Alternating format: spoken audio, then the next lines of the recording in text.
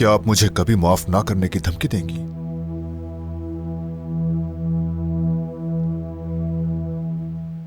मेरा हक है कि तुम्हें कभी माफ ना करूं। मैं तुमसे एक ही बात चाहती हूं, फराद के बड़े भाई बनो। अपना हाथ उससे ना खींचो, उसका पीछा मत छोड़ो।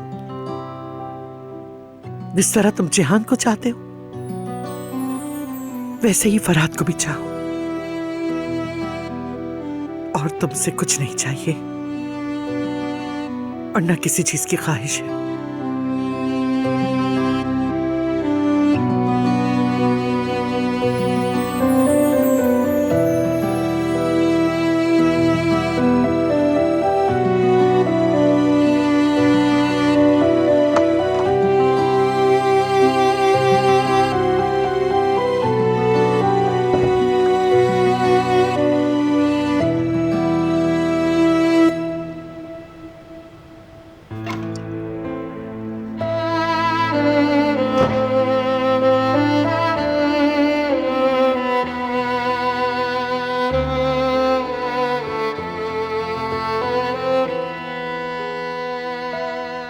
तुम फिक्र मत करो बेबी,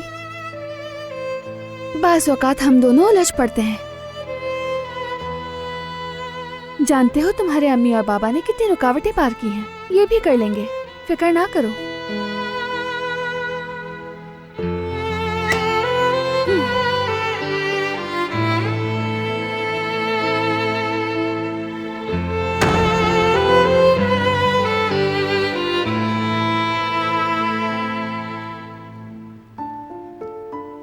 कैसी हो?